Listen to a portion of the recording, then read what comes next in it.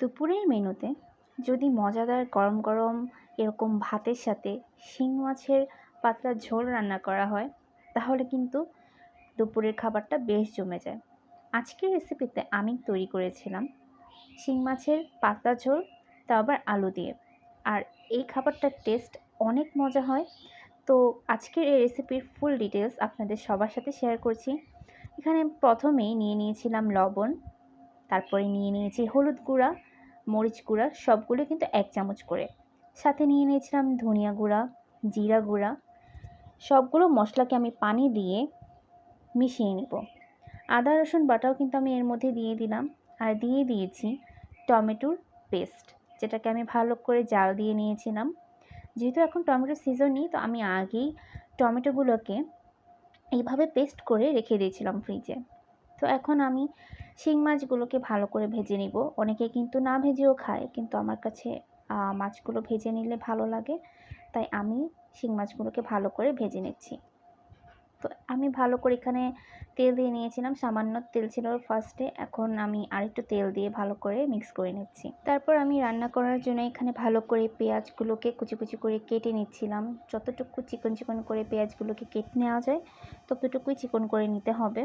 পেঁয়াজগুলো একদম কুচি কুচি করে আমি কেটে নিয়েছিলাম ছুরির সাহায্যে। আমি যে শিং মাছগুলোকে ভালো করে ভেজে নিয়েছিলাম সেগুলো এখন তুলে নেওয়ার পালা।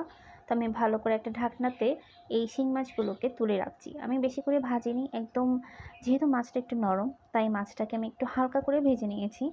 আমার কাছে ভাজা মাছ না হলে ভালো লাগে না, তাই। আর এখানে এই সেম কড়াইতেই আমি আরেকটু তেল দিয়ে নিয়েছি, আর সাথে নিয়েছি যে পেঁয়াজগুলো আমি একটু আগে কেটে রেখেছিলাম, সেই পেঁয়াজগুলো আমি আবার দিয়ে দিয়েছি। তার মধ্যে আমার কাছে মনে হলো যে আরেকটু তেল দেওয়া উচিত, তাই এখানে আমি আরেকটু পরিমাণে তেল দিয়ে নিয়েছি। ভালো করে তেল দিয়ে এই যে পেঁয়াজগুলো আমি কেটে নিয়েছিলাম সেই পেঁয়াজগুলোকে ভালো করে আমি ভেজে নিচ্ছি। পেঁয়াজটা ভাজা হয়ে গেলে এর মধ্যে আমি যে আলুগুলো কেটে রেখেছিলাম সেই আলুগুলোকেও ভালো করে এই পেঁয়াজের মধ্যেই ভেজে নেব। আপনারা চাইলে আলাদা করে হলুদ মরিচ দিয়ে মাখিয়ে আলাদা আলুটাকে ভেজে নিতে পারেন। তো আলুটা যখন ভাজা হয়ে যাবে তখন এর মধ্যে আমি দিয়ে দিয়েছি যে পেস্টটা আমি করে রেখেছিলাম সেই পেস্টটা। এই মশলাটা আগে করে রাখলে খাবারের টেস্ট অনেক ভালো আসে, তাই আমি এখানে আগেই মশলাটাকে রেখে দিয়েছিলাম মাখা মাখা ভাবটা আসার জন্য। তো এখানে আমার মশলাটা যখন কষে গিয়েছে তখনই এর মধ্যে আমি পানি দিয়ে দিচ্ছি। সামান্য একটু পানি দিয়ে ভালো করে মশলাটাকে কষিয়ে নিচ্ছি। আর মশলাটা যখন কষে যাবে তার মধ্যে আমি দিয়ে দিচ্ছি যে শিং মাছটা আমি আগেই ভেজে রেখেছিলাম সেটা।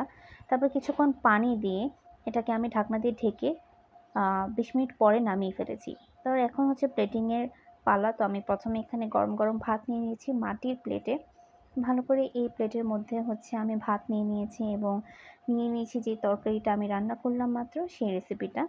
তো ভালো করে এই রেসিপিটা আসলে আপনারা যদি তৈরি করতে পারেন অনেক ভালো লাগবে, আশা করি